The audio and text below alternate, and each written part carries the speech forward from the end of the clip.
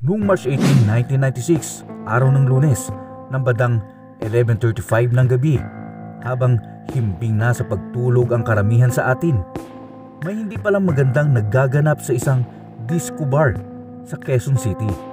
Ang disco bar pala na kung tawagin ay Ozone Disco ay kasalukuyang nasusunog noong gabing yun.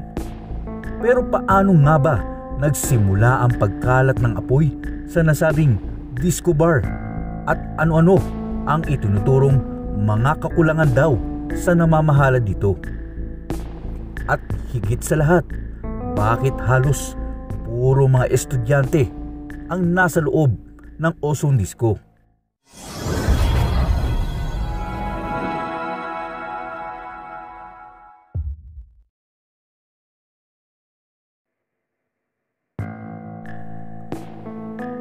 Ang Ozone Disco sa Quezon City ay nagbukas noong taong 1991. Naging kilala ang lugar na ito dahil talagang maraming mga tao noon ang pinipili na magsaya dito. Tapos isa pa sa nagpahatak ng mga customer dito ay ang pagkakaroon nila ng 50% discount tuwing sasapit ang araw ng Lunes. Kaya naengganyo talaga dito ang mga kabataan ng mga estudyante. Maganda, maayos at talagang mapapaindak ka nga daw sa oras na magpatugtog na ang mga DJ ng Ozone Disco. Pero noong March 18, araw ng Lunes ng taong 1996 ay napalitan ng takot at matinding trahedya ang sanay masayang pagdiriwang ng mga estudyanteng pumunta dito. Noong gabing yun ay maraming mga graduating student o mga nakapagtapos na at mga kakatapos pa lamang na mag-take ng final exam ang pumunta at nakisaya sa nasabing disco. Dahil sa dinagsa ito ng tao noong gabing yon ay talagang parang sardinas sila sa loob nito. Pero syempre, expected na nila ang mga ganitong senaryo kaya hindi na nila alintana pa kahit na overcrowded na ang buong disco. Ang importante ay makapagsaya sila at maipagdiwang ang kanilang pagtatapos sa kanilang pag-aaral. Bawat sulok ay may mga nag-iinuman at mapapansin din ang mga usok dulot ng mga taong naninigarilyo sa loob. Bandang alas 11 ng gabi ay may ilang nakapansin sa ilang pag-spark sa bandang booth ng mga DJ. Kasabay nito ang paglabas ng usok. Ang akala ng iba, isa lamang ito sa mga party plan ng mga DJ at pampadagdag saya sa dance floor na tumagal ng halos 15 segundo. Kasabay nun ay biglang nag-shutdown ang kuryente na nagpadilim sa paligid sa loob ng disco at nagsimula ng umapoy ang kisame.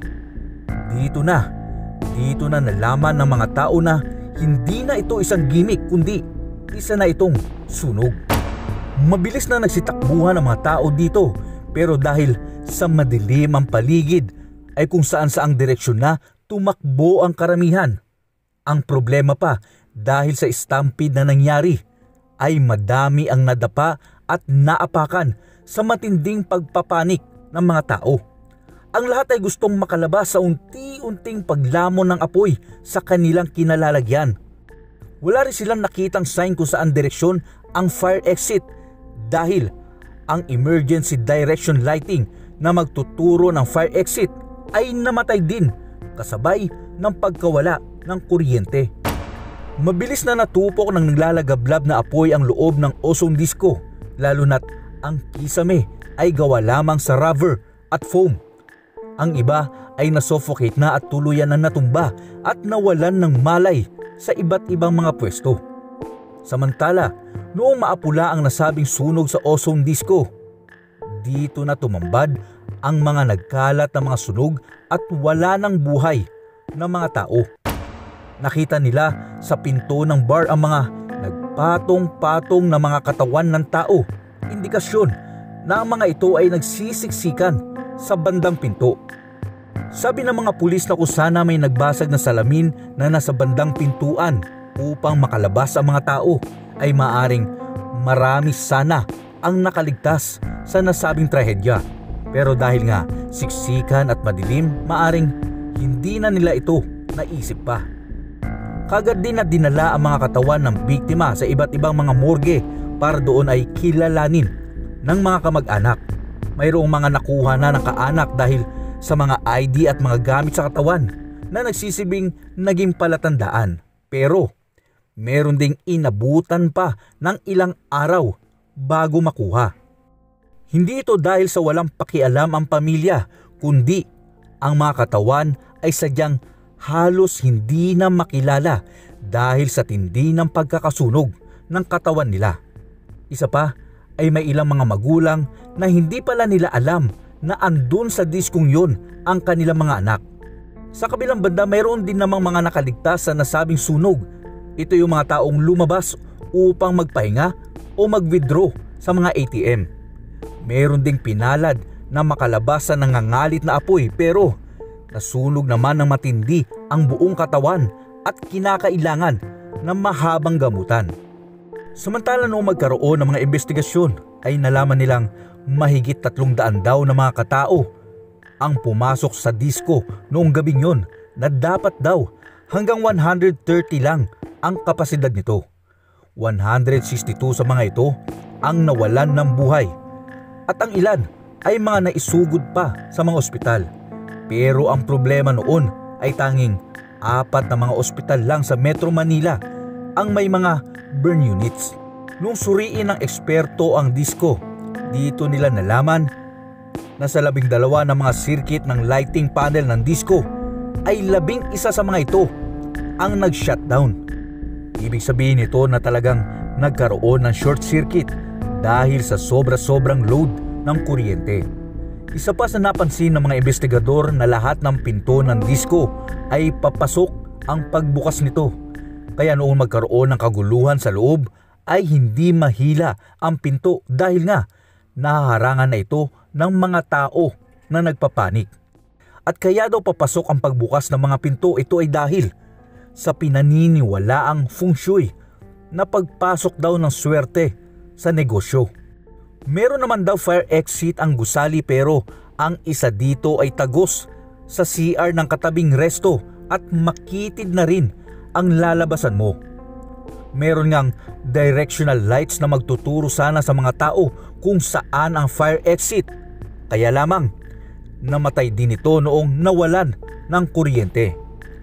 Ayon kasi sa regulasyon, dapat ay mananatiling nakabukas ang ilaw nito kahit pa mawalan ng kuryente. Ang isang pinto naman daw ay isinara ng isang security guard sa pag-akalang isang riot daw ang nangyayari sa loob. Pero pinabulaanan ito na nakaligtas na DJ sa disco dahil hindi daw siya makakaligtas kung talagang nilak ng gwardiya ang nasabing pinto.